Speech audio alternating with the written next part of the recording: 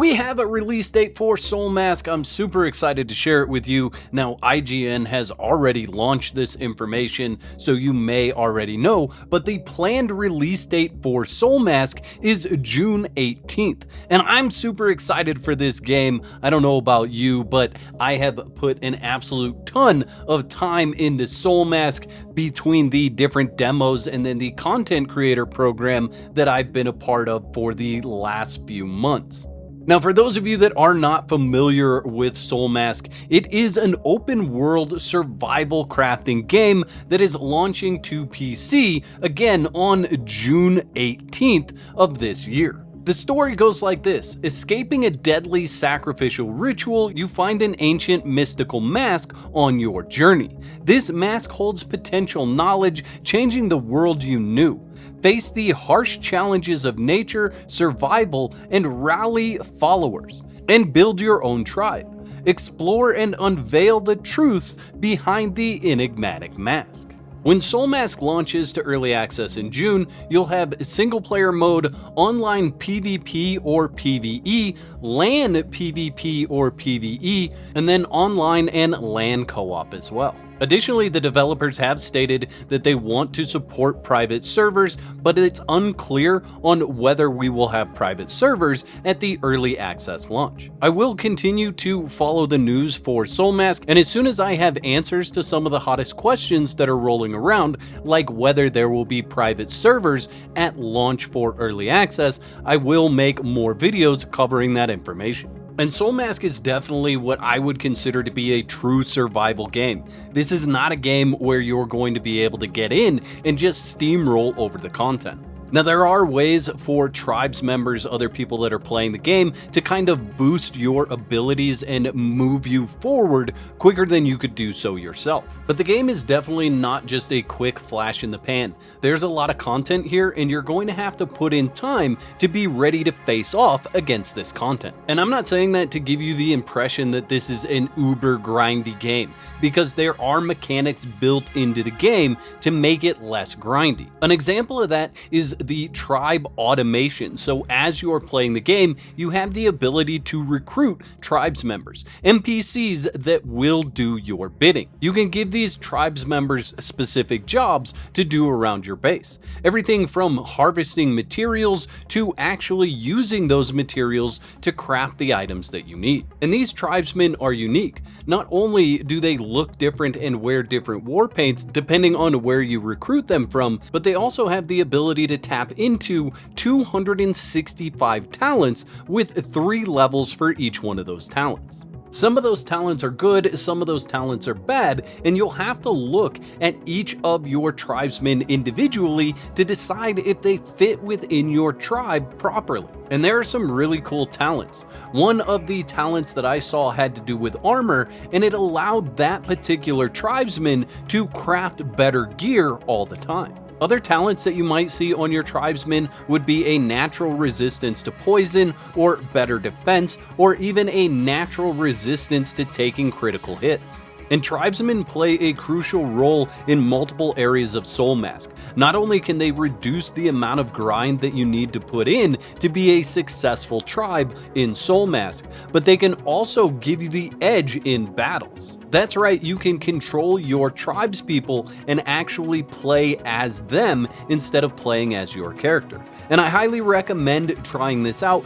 because they can be more powerful than your player character. Now, I know some people will be put off by that statement, but let me tell you that you are the mask. You are not the character that you actually start out as. You are the mask, and your job as the mask, or the gameplay loop, if you will, is to become the most powerful through any means. And that means finding the best tribespeople and then finding other masks to transfer the awareness into. At launch, there will be 10 different masks that you can play with.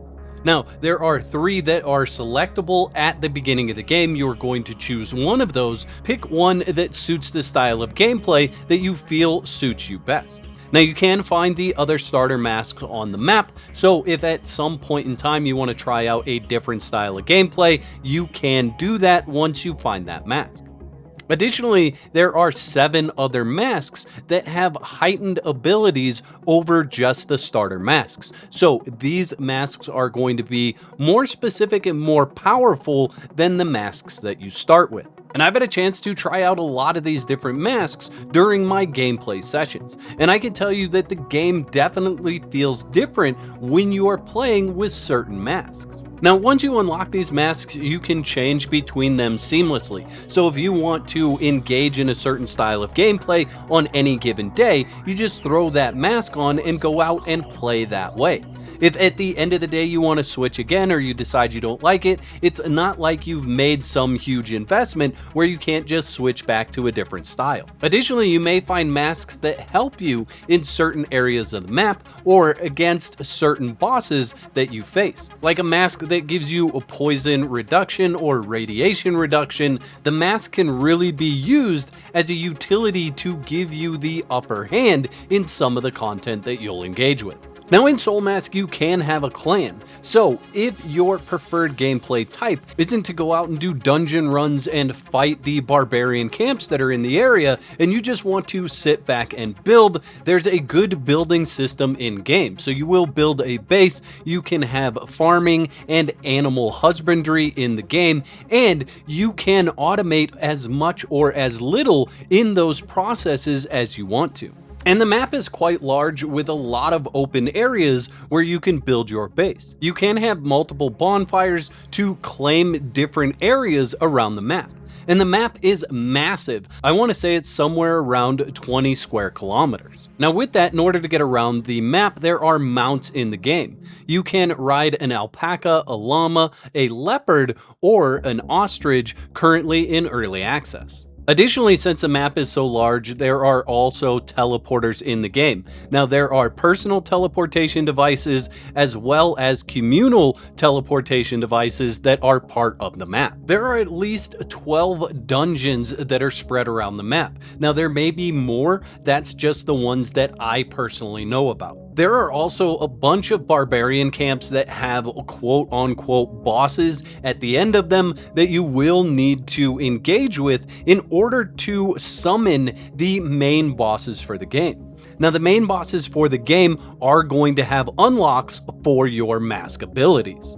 Those bosses include the saber-toothed tiger, the fog frog, the ape, the griffin, and the mammoth. And each one of those bosses are going to be a unique fight that gives you a different style of challenge and maybe makes you approach that fight a little bit differently. And I feel like Soulmask is definitely played best with friends. I'm not saying that these interactions in these fights can't be done solo, but they are definitely difficult interactions. So far, I've been able to solo the saber-tooth boss and the frog boss, but I haven't been able to solo the ape boss.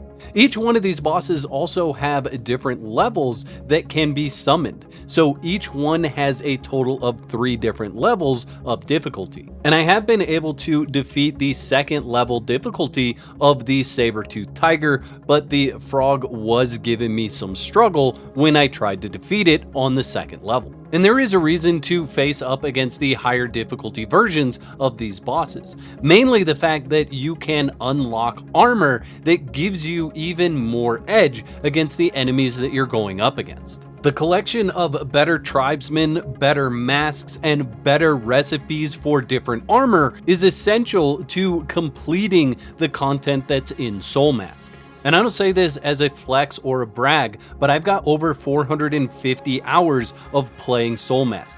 Much of that time has been spent restarting, but a lot of that time has also been spent exploring the end game for Soulmask. And what I can tell you is that in that 450 hours that I've played, I have not completed all of the content that's available in this game.